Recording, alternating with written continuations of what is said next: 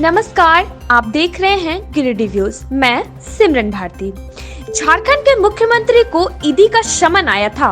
इस खबर से तो आप बेशक वाकिफ होंगे, और हो भी क्यों नहीं, हमारे मुख्यमंत्री की बात जो है। हालांकि इस पर सीएम सोरेन भड़के अंदाज में हैं। वे भाजपा पर भी गरज रहे हैं। वहीं झामुमो कार्यकर्ता भी उनके समर्थन में रोड पर उतर गए हैं। इतना सब कुछ जानने के बाद तो आपको पता चल ही गया होगा कि राज्य में सियासी माहौल कैसा है। आइए खबर की शुरुआत करते हैं। राज्य में ईडी के द्वारा लगातार हो रहे छापामारी के कार्रवाई के विरोध में आज गिरिडीह शहरी क्षेत्र में महागठबंधन के नेताओं के द्वारा विरोध प्रदर्शन किया गया।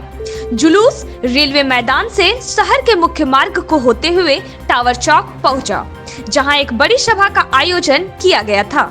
कार्यक्रम की अध्यक्षता गिरिडीह विधायक सुदिव्य कुमार सोनू, गांडे विधायक सरफराज अहमद के साथ जेएमएम के कार्यकर्ताओं ने किया। इस दौरान गिरिडीह विधायक सुदिव्य कुमार सोनू ने कहा कि भाजपा जेएमएम की सरकार को गिराने पर लगी है। उन्होंने कहा, हमारी सरकार के द्वारा विकास को देख सहन नहीं कर पा रही है भाजपा।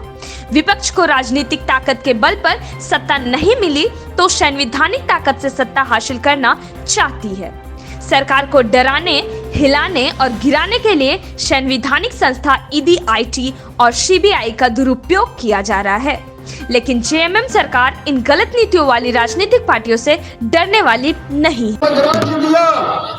अगर उस नेतृत्व के ऊपर सवाल खड़े होते हैं तो अलग राज्य का सिपाही लेने गैर भाजपा शासित राज्यों में सरकारों को और सरकारों महिलाओं को पर्दाफाश करने के लिए आज जनता के बीच है।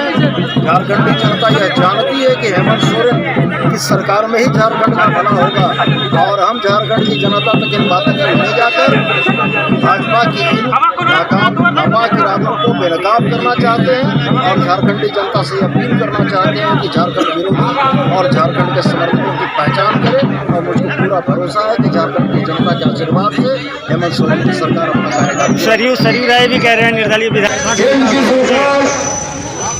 लगातार इस सरकार को पदस्थ करने की षड्यंत्र और साजिश कर रही है।